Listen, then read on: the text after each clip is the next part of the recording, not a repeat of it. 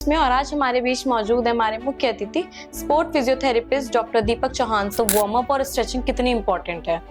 Warm up and stretching बहुत important है actually. मैं एक छोटे से एग्जांपल के तौर पर आपको ये चीज़ समझाना चाहूँगा। जैसे हम किसी भी काम को करने से हमें प्रिपरेशन पहले करनी होती है। So warm up and stretching is preparation for our body, कि हम अभी कोई एक वर्कआउट या फिर एथलेटिक एक्टिविटी या गेम खेलने ही जा रहे हैं, उससे पहले बॉडी को इंडिकेट करना होता है that you have to do certain work. तो उसके अकॉर्डिंग बॉडी अपने आप को प्रिपेयर करती है। तो स्ट्रेचिंग और वार्म अप इसलिए ज़रूरी है काफ़ी, and after that cool down भी उतना ही ज़रूरी है। इसके अलावा चोट लगने से बचने के लिए जो बडिंग एथलीट्स होते हैं वो कौन कौन सी चीज़ों में बदलाव करते हैं अपनी? बडिंग एथलीट्स के लिए जो ध्यान में रखने वाली चीज़ें हैं, वो सबसे पहले तो उनका एंथुजियाज्म बहुत होता है स्टार्टिंग फेज में। सो उसमें कई बार मैंने जो एथलीट्स देखे हैं वो ओवर ट्रेनिंग की वजह से वो इंजर्ड हो जाते हैं, कि उन्हें ये नहीं पता होता कि अभी उनकी बॉडी कितना वर्कलोड मैनेज कर सकती है। तो उस चक्कर में, ओवर ट्रेनिंग के चक्कर में उनको काफ़ी इंजरीज होती है। साथ में उन्हें न्यूट्रिशन पे बहुत ज़्यादा ध्यान देना चाहिए एंड रिकवरी।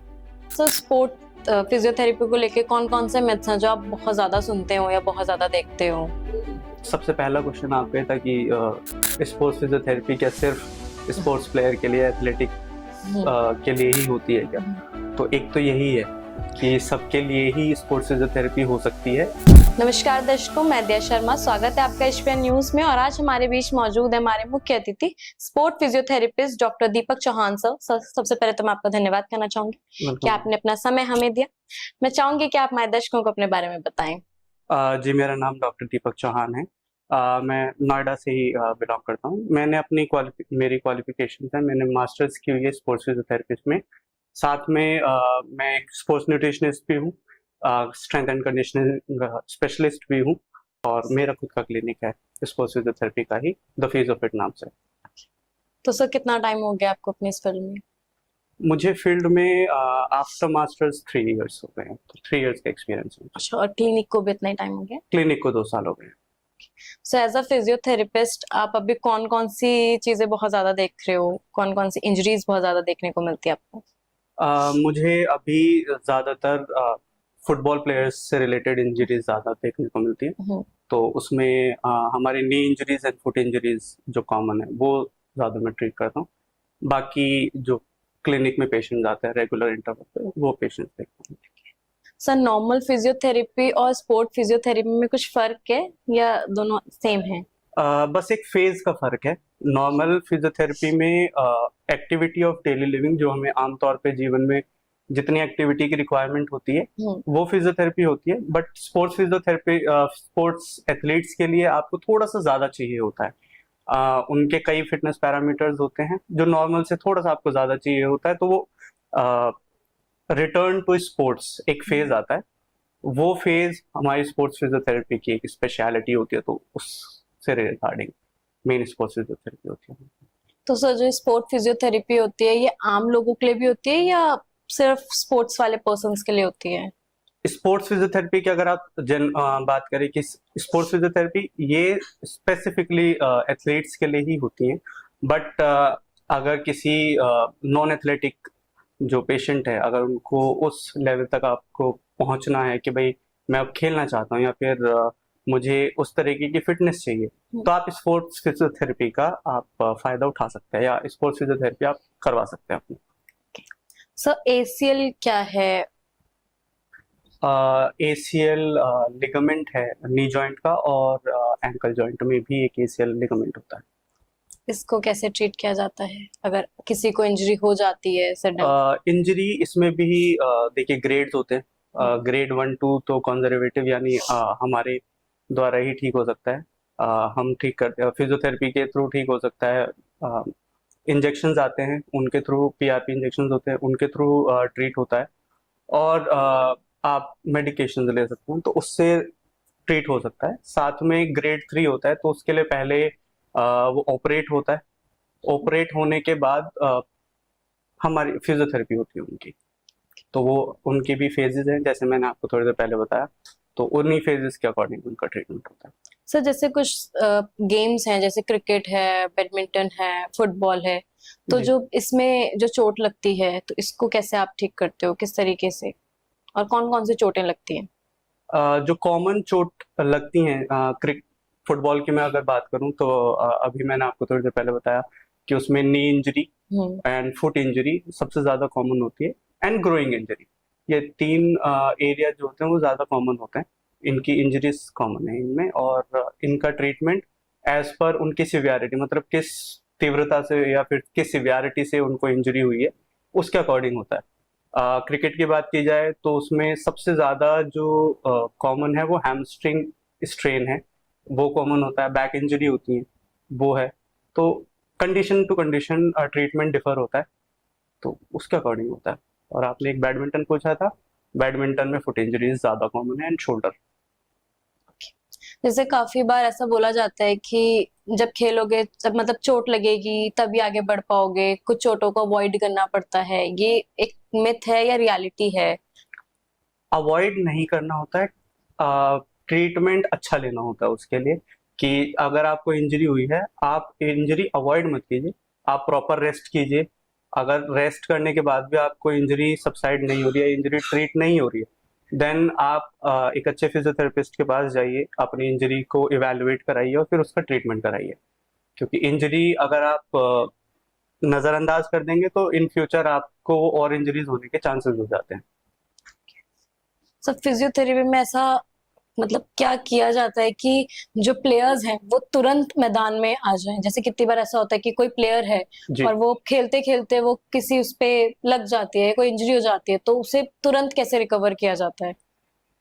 तुरंत देखिए, 2-3 चीजें इसमें प्रोटोकॉल में आती है। एक तो सबसे पहले देखा जाता है कि प्लेयर उस प्रेजेंट मोमेंट में या फिर गेम की सिचुएशन में कितना इम्पोर्टेंट प्लेयर है। ठीक है, अगर वैसे तो सारे प्लेयर्स इंपॉर्टेंट होते हैं, लेकिन अगर मैं एग्जांपल के तौर पर बताऊं, विराट कोहली और बाकी प्लेयर्स हैं, तो वो देखा जाता है कि भाई कौन इस पर्टिकुलर सिचुएशन में ज्यादा बेटर हमें रिजल्ट्स दे सकता है। अगर ऐसा कोई प्लेयर होता है तो उन्हें मैदान पर जाना ही प्रेफर करना पड़ता है कि भाई गेम के लिए।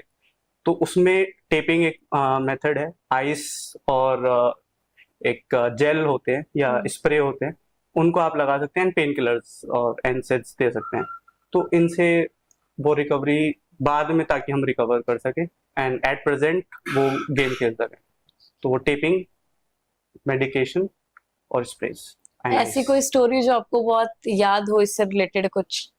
स्पोर्ट्स से रिलेटेड एक सबसे जो अभी चर्चित रही है, जो हमारे क्रिकेटर हैं, wicket keeper, batsman Rishabh Pant, उनकी है जो एक बहुत इंस्पायरिंग स्टोरी है कि उनको उनका बहुत सीवियर कार एक्सीडेंट हुआ, फिर उनको इंजरी हुई, मल्टीपल इंजरीज हुई।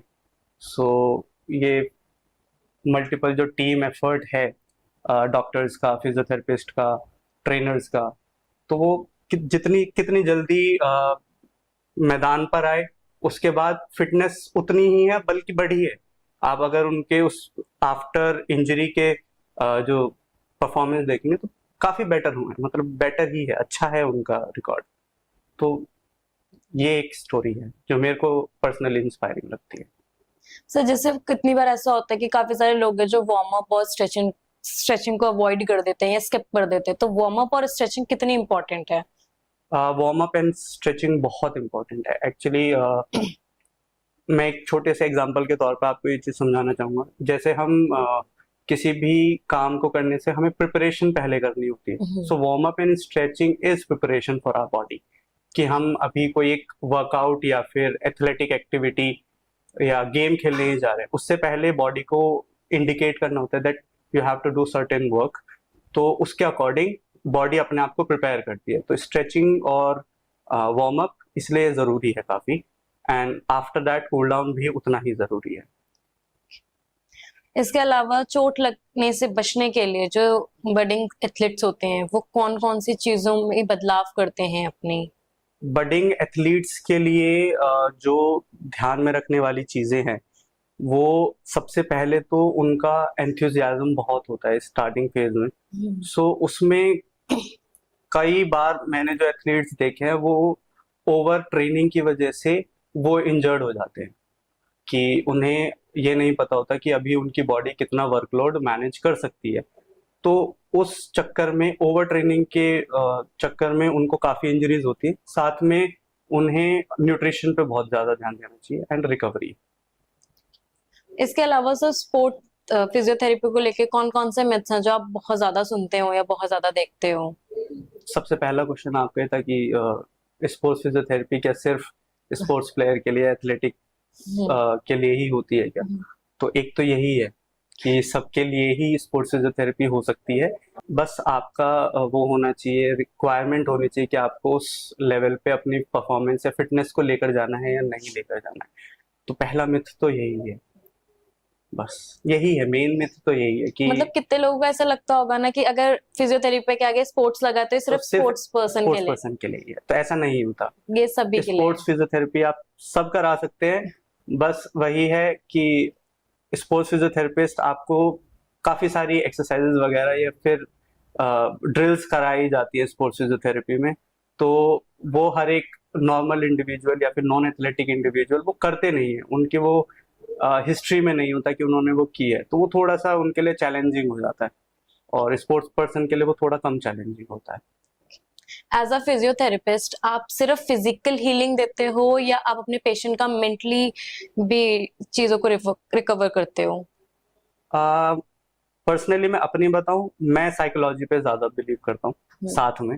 क्योंकि जैसे मैंने अभी आपको थोड़ी देर पहले ऋषभ पंत जी की बताई थी कि वो कितना अच्छा रिकवर किए, उनकी उसमें साइकोलॉजी भी बहुत इंपॉर्टेंट थी कि मेरे को बहुत जल्दी फिट भी होना है।